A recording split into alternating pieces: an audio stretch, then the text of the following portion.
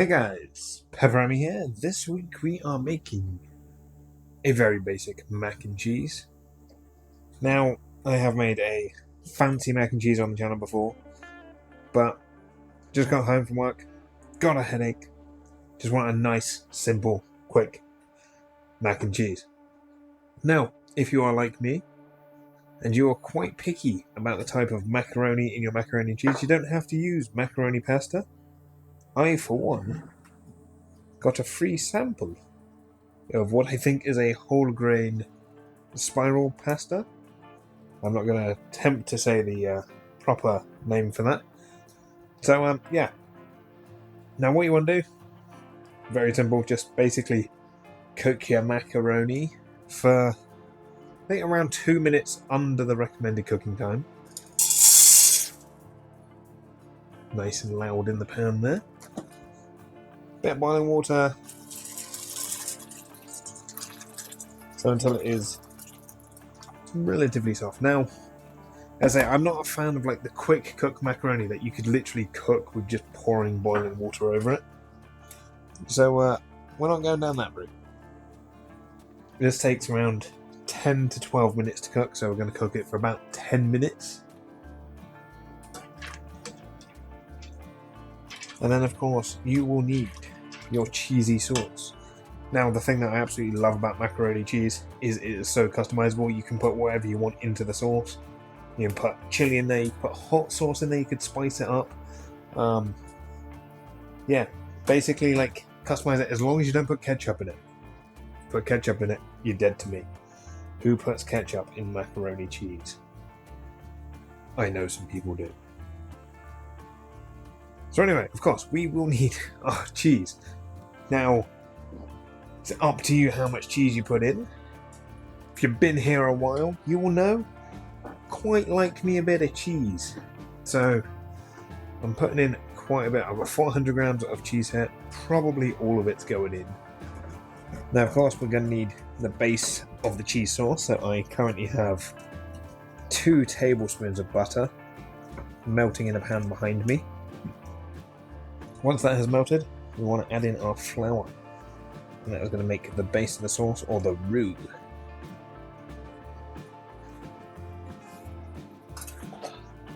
Right, so here we are, we have our melted butter. Now we want to get our flour in there.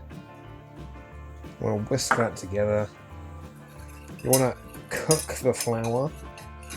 So this is going to go back on the heat in a sec, because you want to get rid of that, well, raw floury taste.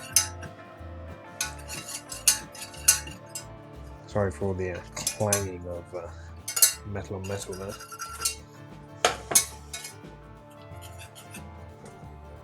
Okay, so that I'm going to call slightly cooked. Like, the flour's gone a little bit translucent, it's not so cloudy. So we want to get our milk in there. Nice little sizzle there. And then you want to whisk this over the heat until it is nice and smooth. It starts to thicken up. We are back. The white sauce, or the milk, flour and butter, has thickened considerably. Now this happened almost exactly at 75 degrees Fahrenheit, or 75 Celsius, or 169 Fahrenheit. Because I was checking with my thermometer along the way, because it was taking its time, and then it literally almost instantly thickened. So now we need to add in our unholy amount of cheese. Now you can of course add less cheese. You can add different cheese.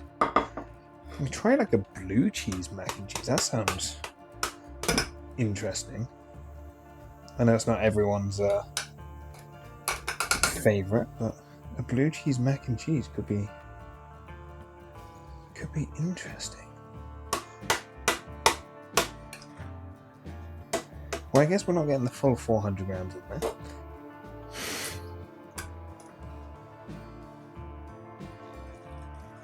So you want to... There we go, that's melting down nicely. And we want to keep that stirring, keep it mixing. Get a nice smooth sauce. Now, of course, you can season it here. Add your salt, add your pepper. Yes, add in a little bit of nutmeg. See what happens. Let's get crazy, shall we?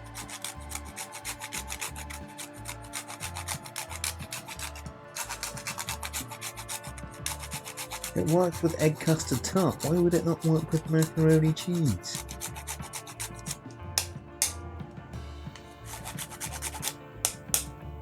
Let's give that a go, shall we? Give that a little taste test once it's all mixed together. Do not put too much in, it's just a little tease. You can definitely smell it. It's the thing that I love about nutmeg. It's such a unique smelling thing. I'm still yet to try mace, which is actually the outside part of the nutmeg. Ooh. That is a cheesy sauce. Some would say too cheesy. I would say maybe not cheesy enough. I'm joking, that is more than cheesy.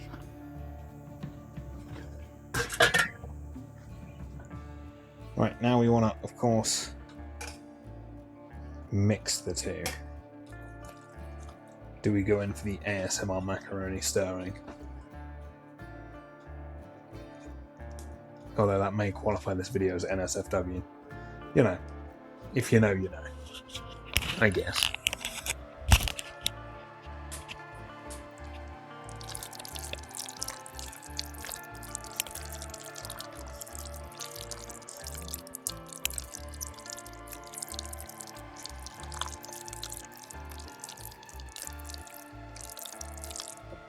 Now, I, for one, cannot stand ASMR. I absolutely hate the concept.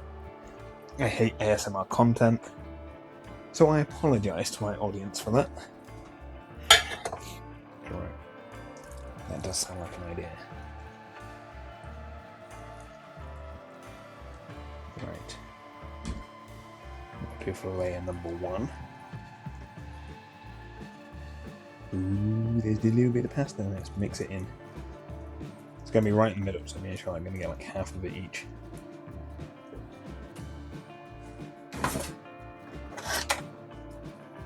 Right now, of course, these pigs and blankets already cooked. Using the tweezers or kitchen. Right, now we want to get the rest of the macaroni on top of that. And then we want to put this in the oven for around 10 minutes. Now you can of course breadcrumb the top of it if you want to. It is dealer's choice.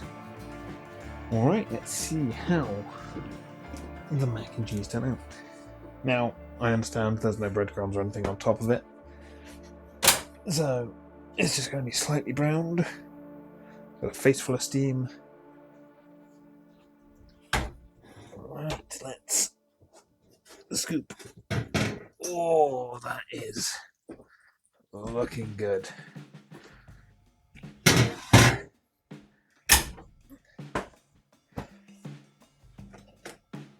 Oven off. Beautiful. That is a good looking mac and cheese.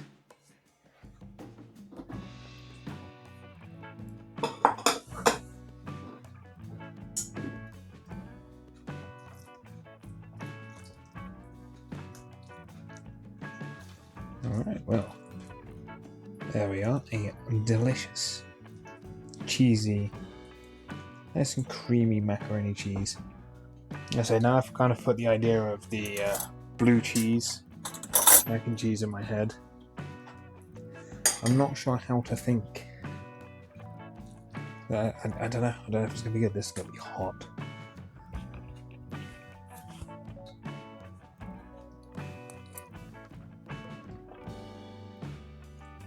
Oh, that's good. It's not powdery. The flour's been well cooked. Nice bit of rest of my tea.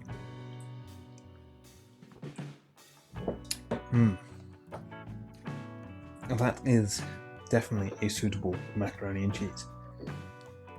So there you have it. So anyway, as always, if you like what you saw, let me know down below with a like and a comment.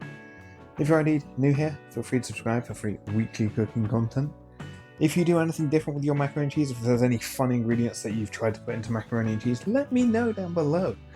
And I will see you all again next week. Thanks for watching.